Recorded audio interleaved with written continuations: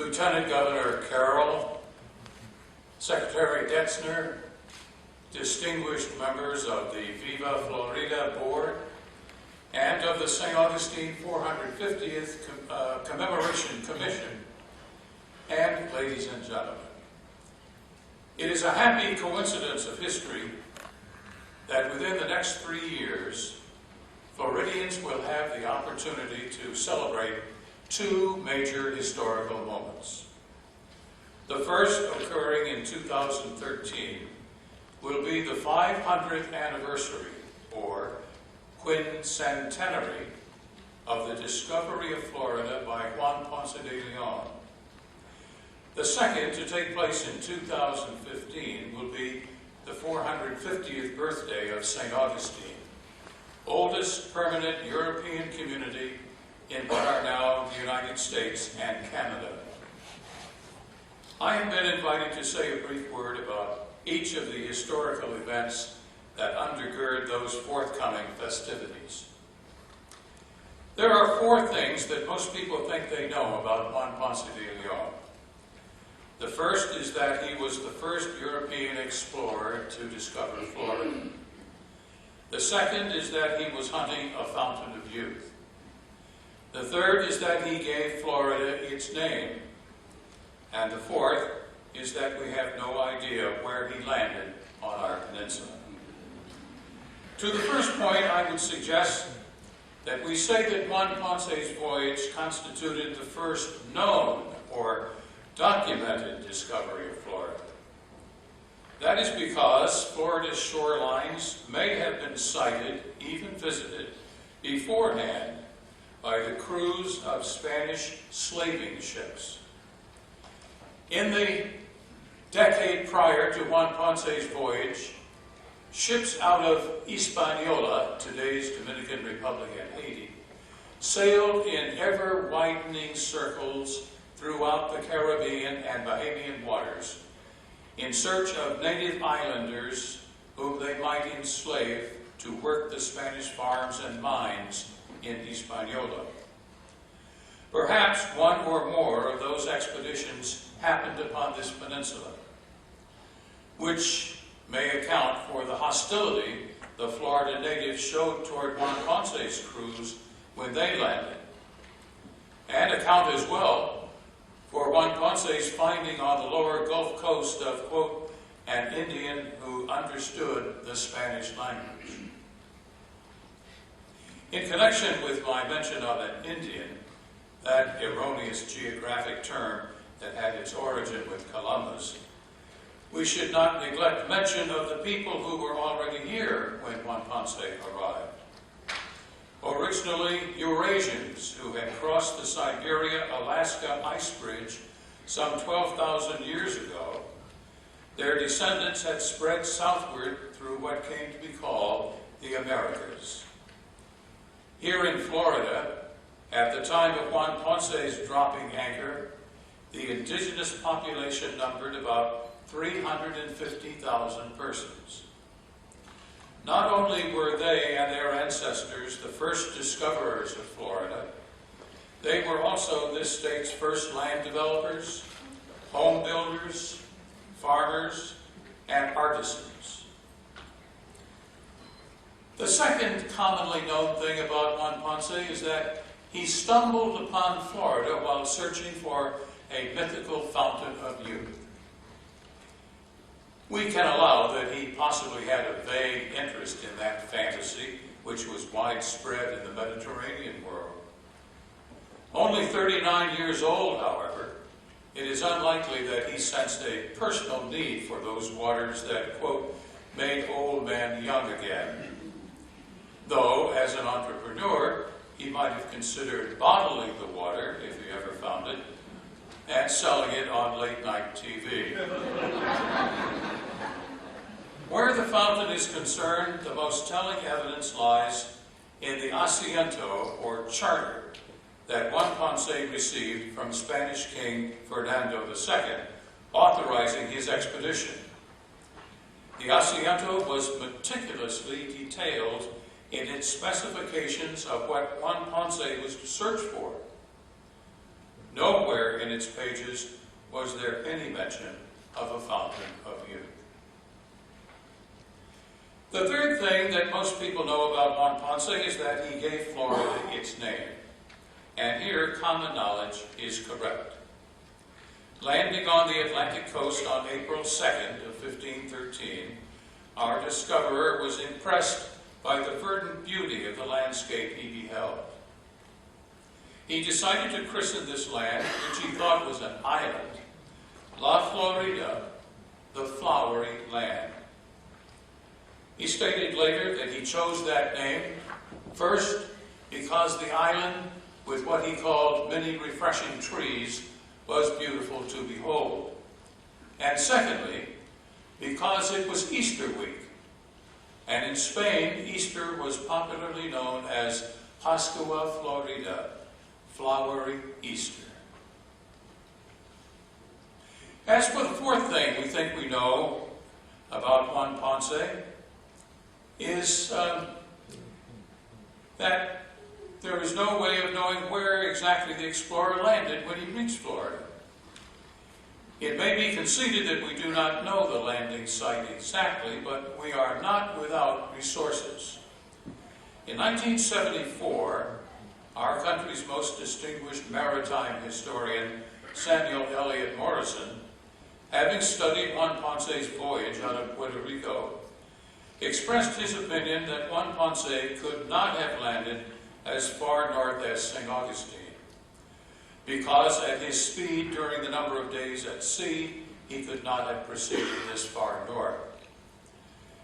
We would never have confidence in the route and landing site, Morrison said, until a skilled mariner in a ship of the same draft and sail spread resailed the route in the same time of year. This was done in 1990 by Lieutenant Colonel Douglas T. Peck, a lifetime ocean yachtsman in a deep draft sailing cutter that responded to ocean currents as would the hull of a 16th century Spanish caravel. He followed exactly the northwestern course recorded in the log of Juan Ponce's pilot, Anton de Alaminos, correcting for magnetic variation and for the 5.6-degree error in the Spanish compass. Peck's most striking discovery en route was that south of Grand Bahama and the Abacos, strong currents and winds pushed his vessel west-northwest through the New Providence Channel and into the north-flowing Florida Current, or as we popularly say, Gulf Stream. Peck shouldered his way northwest across the stream until he sighted the Florida shoreline, where, like Juan Ponce, he anchored in 44 feet of water. Where was he? Melbourne Beach. That resailing represents the latest and best evidentiary statement we have on the Juan Ponce landing. There is no guarantee, of course, that Melbourne Beach or another nearby beach was the landing site, but it is instructive that Dr. Eugene Lyon, Florida's leading maritime historian, told me last month that he supports Colonel Peck's findings.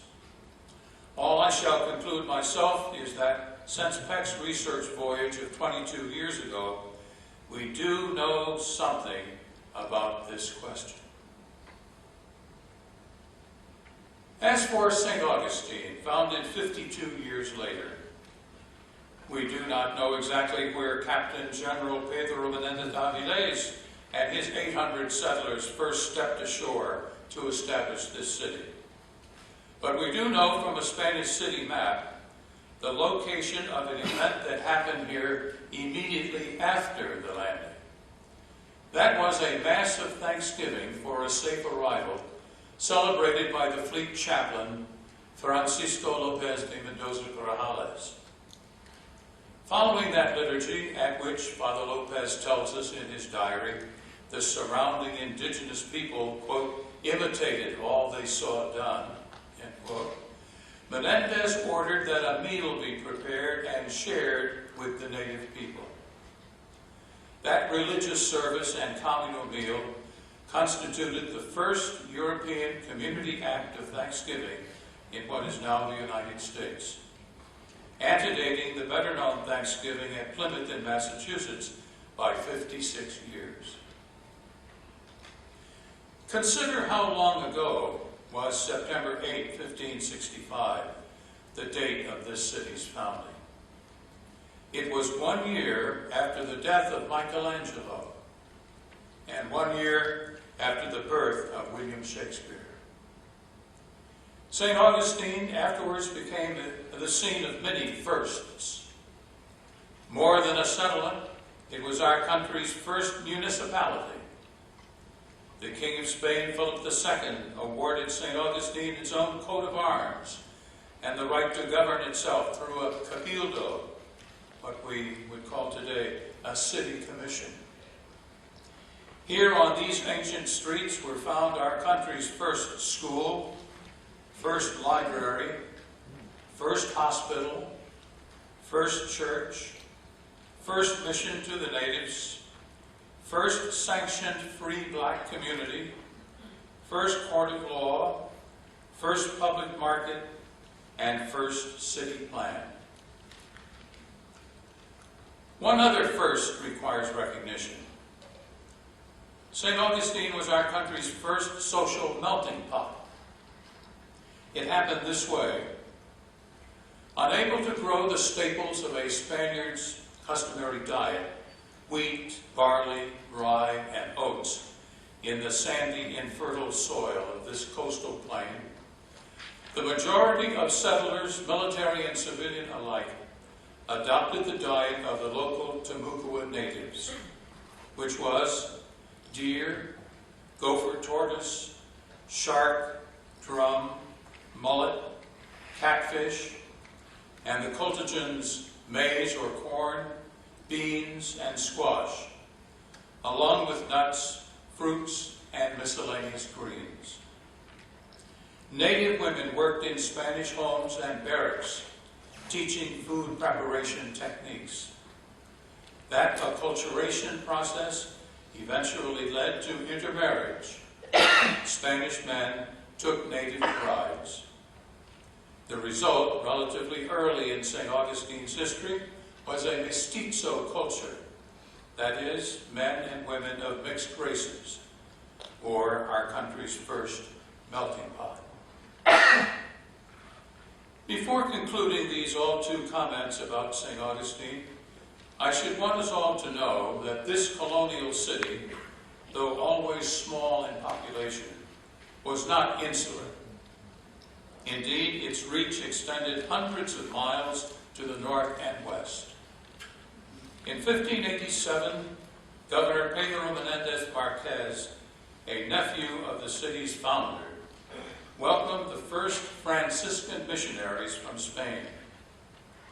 Here, on a riverfront site that you can visit today, the friars built a convento, that is, a headquarters for their order. Over the following 119 years, friars from St. Augustine set out on foot to serve the spiritual and material needs of native people as far north as St. Catherine's Island, just south of Carolina, and west as far as present-day Tallahassee, where they were to enjoy their greatest successes. By 1655, those emissaries from St. Augustine had brought Christianity and Western culture to 26,000 natives. They lived among their hosts as Peace Corps volunteers live respectfully within foreign societies today. In the native pueblos, they taught not only the catechism of Christianity, but also European farming techniques, cattle and hog raising, weaving, music, and in many instances, reading and writing. To that labor, those St. Augustine friars devoted the noon and evening of their lives.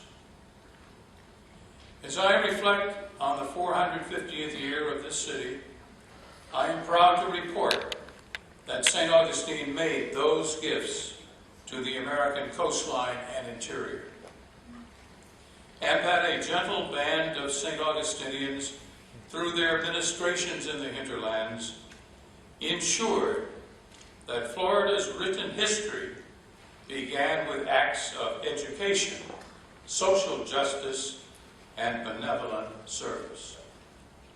And so I say, Viva Florida, and Viva San Agustin, and thank you very much.